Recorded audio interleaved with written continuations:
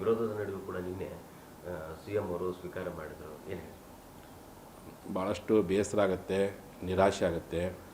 ಕಾರಣ ಇದುವರೆಗೂ ಕರ್ನಾಟಕದಲ್ಲಿ ಲಿಂಗಾಯತರು ಮೊದಲ ಸಂಖ್ಯೆಯಲ್ಲಿದ್ದಾರೆ, ಎರಡನೇದು ಒಕ್ಕಲಿಗ ಸಮುದಾಯ, ಮೂರನೇದು ಆಲಮತ ಸಮುದಾಯ, ನಾಲ್ಕನೇದು ವಾಲ್ಮೀಕಿ ಸಮಾಜ, ನಂತರದಲ್ಲಿ ಹಿಂಗೆಲ್ಲ ಇದುವರೆಗೂ ಭಾವಿಸ್ಕೊಂಡಿದ್ವಿ. ಯಾವ ರೀತಿಯಾಗಿ ಪಂಜಾಬ್ನಲ್ಲಿ ಸಿಖ್ ಧರ್ಮೀಯರು ಬಹುಸಂಖ್ಯಾತರು, ಮಹಾರಾಷ್ಟ್ರದಲ್ಲಿ ಮರಾಠ ಸಮುದಾಯದವರು ಬಹುಸಂಖ್ಯಾತರು, ತಮಿಳುನಾಡು ದ್ರಾವಿಡ ಸಮುದಾಯದವರು ಬಹುಸಂಖ್ಯಾತರು, ಈ ಕರ್ನಾಟಕದ ಲಿಂಗಾಯತರು ಪ್ರಥಮ ಸ್ಥಾನದಲ್ಲಿದ್ದಾರೆ ಅಂತ ಇದುವರೆಗೂ ನಾವೆಲ್ಲ ತಿಳ್ಕೊಂಡಿರ್ತಕ್ಕಂಥದ್ದು. ಈ ಕಾರಣಕ್ಕೋಸ್ಕರವಾಗೇ 7 ವರ್ಷಗಳ ಹಿಂದೆ ರಚನೆಯಾಗಿರ್ತಕ್ಕಂಥ ಕಾಂತರಾಜ್ ಆಯೋಗದ ವರದಿಯನ್ನು ಯಾವ ಕಾರಣಕ್ಕೂ ಸ್ವೀಕಾರ ಮಾಡಬೇಡ್ರಿ, ಅದು ಅವೈಜ್ಞಾನಿಕವಾಗಿ ಕೂಡಿದೆ ಮತ್ತು ಕಾನೂನಾತ್ಮಕವಾಗಿಯೂ ಸಹ ಅದು ಸರಿಯಿಲ್ಲ.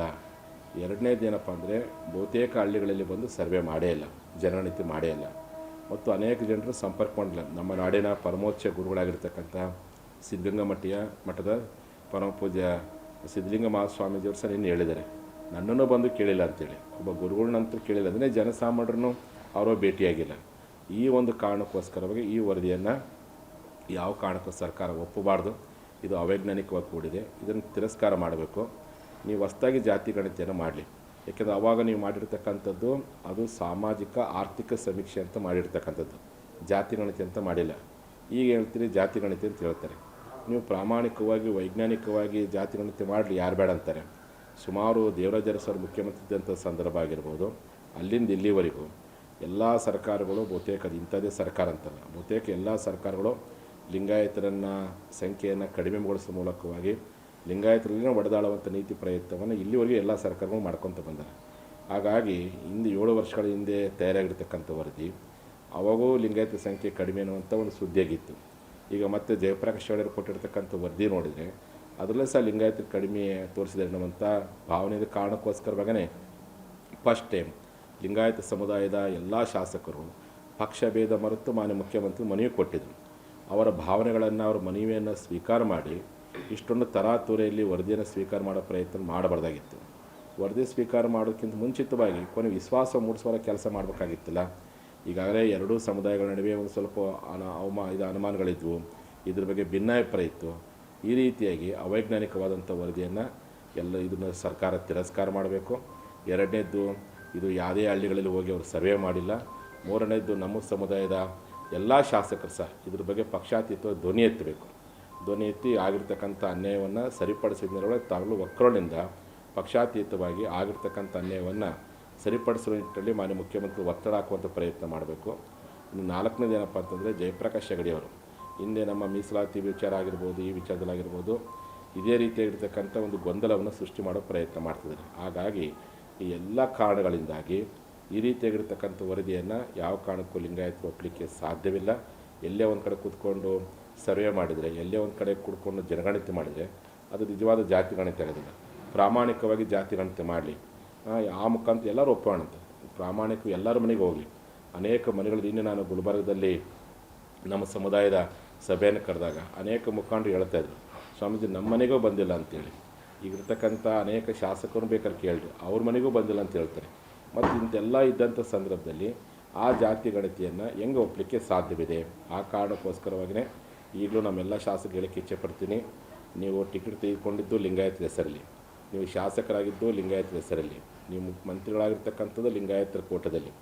ಇಂಥ ಸಂದರ್ಭದಲ್ಲಿ ನೀವು ಅಧಿಕಾರದ ಆಸೆಗೋಸ್ಕರವಾಗಿ, ಯಾವುದೋ ಒಂದು ಆಮಿಷಕ್ಕೋಸ್ಕರವಾಗಿ ಸಮಾಜಕ್ಕಾಗಿರ್ತಕ್ಕಂಥ ಅನ್ಯಾಯವನ್ನು ಖಂಡಿಸದೆ ಹೋದರೆ, ಸರಿಪಡಿಸೋದ್ರೆ ಮುಂದಿನ ಭವಿಷ್ಯ ದಿನಗಳಲ್ಲಿ ಬಡ ಲಿಂಗಾಯತರು, ನಿರುದ್ಯೋಗಿ ಯುವಕ ಲಿಂಗಾಯತರು, ಸಮುದಾಯದ ಜನ ನಿಮ್ಮ ಮೇಲೆ ಅಸಮಾಧಾನಗೊಳ್ಳುವಂಥ ಸಾಧ್ಯತೆ ಐತಿ.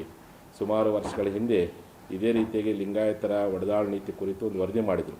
ಆ ವರದಿಯನ್ನು ವಿರೋಧಿಸಿ ಅಂದು ಮಾಜಿ ಸಚಿವರಾಗಿರ್ತಕ್ಕಂಥ ಭೀಮಣ್ಣ ಖಂಡ್ರೆಯವರು ವಿರೋಧ ಮಾಡಿದ್ದನ್ನು ಇವತ್ತು ಕರ್ನಾಟಕದ ತುಂಬ ಜನ ಮಾತಾಡ್ತಾರೆ. ಹಾಗಾಗಿ ನೀವು ಪ್ರತಿಭಟಿಸುವಂಥ ಪ್ರಯತ್ನ ಮಾಡಿರಿ, ಖಂಡಿಸುವಂಥ ಪ್ರಯತ್ನ ಮಾಡಿರಿ. ಆಗಿರುವಂಥ ಅನ್ಯಾಯವನ್ನು ಪ್ರತಿಭಟಿಸದೆ ಹೋದರೆ ಸಮಾಜಕ್ಕೆ ನೀವು ಯಾವ ರೀತಿ ನ್ಯಾಯ ಕೊಡ್ತೀರಿ? ಆ ಹಿನ್ನೆಲೆ ಒಳಗೆ ಪಕ್ಷಾತೀತವಾಗಿ ಎಲ್ಲ ಶಾಸಕರು ಮತ್ತೊಮ್ಮೆ ಸನ್ಮಾನ್ಯ ಮುಖ್ಯಮಂತ್ರಿಯನ್ನು ಭೇಟಿ ಮಾಡಿ ಮತ್ತೊಮ್ಮೆ ಮನವಿ ಕೊಡುವಂಥ ಕೆಲಸ ಮಾಡಬೇಕು. ಮತ್ತು ಈ ಶಾಮನೂರು ಶಿವಶಂಕರಪ್ಪನವರು ಇಡೀ ವಯಸ್ಸಿನಲ್ಲಿ ಸಹ ಈ ವರದಿ ಕುರಿತು ಈಗಾಗಲೇ ಅವರ ಮಹಾಸಭೆಯ ನಿರ್ಣಯದಲ್ಲಿ ಸಹ ಖಂಡನೆ ಮಾಡಿದ್ದಾರೆ, ಅದನ್ನು ತಿರಸ್ಕಾರ ಮಾಡಿದ್ದಾರೆ. ಹಾಗಾಗಿ ಶಿವಶಂಕರಪ್ಪನವರು ಎಚ್ಚೆತ್ತುಕೊಂಡು ಎಲ್ಲರನ್ನು ಕರ್ಕೊಂಡು ಮಾನ್ಯ ಮುಖ್ಯಮಂತ್ರಿಗಳು ಭೇಟಿ ಮಾಡಿ ಅವರಿಗೆ ಮತ್ತೊಮ್ಮೆ ಈ ವರದಿಯನ್ನು ತಿರಸ್ಕಾರ ಮಾಡೋ ಹಾಗೆ, ಈ ವರದಿಯನ್ನು ಯಾವ ಕಾರಣಕ್ಕೂ ಸ್ವೀಕಾರ ಮಾಡದ ಹಾಗೆ ಅವ್ರನ್ನ ಮೇಲೆ ಒತ್ತಡ ತರೋ ಪ್ರಯತ್ನ ಮಾಡಬೇಕು ಅಂತೇಳಿ ಈ ಮೂಲಕವಾಗಿ ನಾನು ಮನವಿ ಮಾಡ್ಕೊಳ್ತೀನಿ. ಸಮಾಜ ಬಾಂಧವರು ಎಲ್ಲರೂ ಮಾತಾಡ್ರಿ. ನಿನ್ನೆ ಸಿದ್ಧಗಂಗಾ ಸ್ವಾಮೀಜಿಯವರು ಮಾತಾಡಿದರೆ, ಎಲ್ಲ ನಾಡಿನಲ್ಲಿ ಸುಮಾರು 1,000ಕ್ಕಿಂತ ಹೆಚ್ಚು ಮಠಾಧೀಶರಿದ್ದೀರಿ. ಬೇರೆ ಬೇರೆ ಮಠಗಳಲ್ಲಿ ನಮ್ಮಲ್ಲಿ ಸಾಂಪ್ರದಾಯಿಕವಾದಂಥ ಆಚರಣೆ ಭಿನ್ನಾಭಿಪ್ರಾಯ ಇರ್ಬೋದು. ಸಮಾಜ ವಿಚಾರ ಬಂದಾಗ ಎಲ್ಲ ಮಠಾಧೀಶರು ಮಾತನಾಡುವ ಪ್ರಯತ್ನ ಮಾಡಬೇಕು, ಸಮಾಜಕ್ಕಾಗಿರ್ತಕ್ಕಂಥ ಅನ್ಯಾಯವನ್ನು ಪ್ರತಿಭಟಿಸುವಂಥ ಪ್ರಯತ್ನ ಮಾಡಬೇಕು. ಈ ಹಿನ್ನೆಲೆ ಒಳಗೆ ಅವೈಜ್ಞಾನಿಕವಾಗಿರ್ತ ವರದಿಯನ್ನು ಯಾವ ಕಾರಣಕ್ಕೆ ಒಪ್ಪಲಿಕ್ಕೆ ಸಾಧ್ಯವಿಲ್ಲ. ನಮ್ಮ ಮುಖ್ಯಮಂತ್ರಿಗಳು ಈ ವರದಿಯನ್ನು ತಿರಸ್ಕಾರ ಮಾಡಬೇಕು, ಮತ್ತೊಮ್ಮೆ ಜಾತಿ ಗಣತಿ ಮಾಡೋ ಪ್ರಯತ್ನ ಮಾಡಬೇಕು ಅಂತೇಳಿ ನಾನು ಸರ್ಕಾರಕ್ಕೆ ಈ ಮೂಲಕ ಆಗ್ರಹ ಮಾಡ್ತೀನಿ. ನಮಗೆಲ್ಲ ಭಾಳ ಸಂತೋಷ ಆಗಿತ್ತು, ವಿಶ್ವಗುರು ಬಸವಣ್ಣನವರನ್ನು ನಮ್ಮ ಮುಖ್ಯಮಂತ್ರಿಗಳು ಸಾಂಸ್ಕೃತಿಕ ನಾಯಕ ಅಂತ ಘೋಷಣೆ ಮಾಡಿ ಆ ಮೂಲಕ ಬಸವಣ್ಣನ ಭಾವಚಿತ್ರವನ್ನು ಎಲ್ಲ ಕಡೆ ಹಾಕಿದರು. ಇತ್ತೀಚೆಗೆ ಬಜೆಟ್ನಲ್ಲಿ ವಚನ ಮಂಟಪವನ್ನು ಕಲಬುರಗಿಯಲ್ಲಿ ಮಾಡ್ತೀವಿ ಅಂದಿದ್ದು ನಮಗೆಲ್ಲ ಒಂದು ಕಡೆ ಖುಷಿಯಾಗಿತ್ತು. ಅದು ಇವತ್ತು ಎಲ್ಲೇ ಒಂದು ಕಡೆ ಈ ರೀತಿಯಾಗಿರ್ತಕ್ಕಂಥ ನಿರ್ಧಾರಗಳು ನೋಡಿದಾಗ ಎಲ್ಲೇ ಒಂದು ಕಡೆ ಸಮಾಜ ಬಾಂಧವರಲ್ಲಿ ಅಸಮಾಧಾನ ಭುಗಿಲೆದ್ದುವ ಸಾಧ್ಯತೆ ಇದೆ. ಹಾಗಾಗಿ ಆ ರೀತಿ ಮಾಡೋದು ಬೇಡ, ಎಲ್ಲ ಸಮಾಜಕ್ಕೂ ನ್ಯಾಯ ಸಿಗಲಿ. ಹೌದಪ್ಪ, ಪ್ರಾಮಾಣಿಕವಾಗಿ ನೀವು ಜಾತಿ ಗಣತಿ ಮಾಡಿ ಅದ್ರ ನಮ್ಮ ಸಂಖ್ಯೆ ಕಡಿಮೆ ಇತ್ತಪ್ಪ, ಎಲ್ಲರೂ ಒಪ್ಪೋಣ.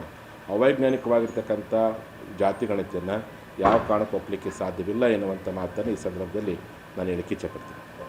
ಬೆಂಗಳೂರಿನಿಂದ ಮಂಗಳೂರುವರೆಗೆ, ಬೀದರ್ನಿಂದ ಚಾಮರಾಜನಗರದವರೆಗೆ ನಿಮ್ಮ ಸುದ್ದಿ ನಿಮ್ಮದೇ ಭಾಷೆಯಲ್ಲಿ ಕರ್ನಾಟಕ ತಕ್.